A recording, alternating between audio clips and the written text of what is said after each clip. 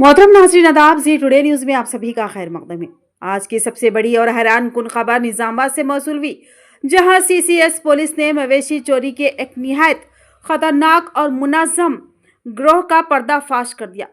Police commissioner P Sai चैतन्य IPS के खुसूसी हिदायत पर अमल करते हुए सीसीएस इंस्पेक्टर सुरेश और उनकी मुस्तैदी टीम ने नांदेड़ में 2 रोजा खुफिया निगरानी और मुसलसल छानबीन के बाद 6 मुलजिमान को गिरफ्तार करने में जबरदस्त कामयाबी हासिल की। गिरफ्तार होने वालों में सैयद उमर, सैयद आमिर, अब्दुल कलाम और सैयद शोएब, जिनका ताल्लुक नांदेड़ से है, जबकि समीर अली कुरैशी और महबूब मुंबई के रिहायशी है। नाजरीन, ये गिरोह निहायत ही चालाकी से काम करता था। वारदात के वक्त गायों को पहले नशेआवर इंजेक्शन देकर बेहोश किया जाता, फिर इनोवा गाड़ियों में उन्हें छुपाकर मुंतकिल किया जाता। हैरत अंगेज तौर पर इन गाड़ियों पर जाली नंबर प्लेट्स, प्रेस और पुलिस के जाली बोर्ड्स भी नस्ब किए जाते थे, ताकि किसी को भी जरा बराबर भी शक न हो। पुलिस ने इस गिरोह के ज़ेरे इस्तेमाल इनोवा गाड़ी को भी कब्जे में ले लिया, जिसकी पिछली सीटें निकाल दी गई थी,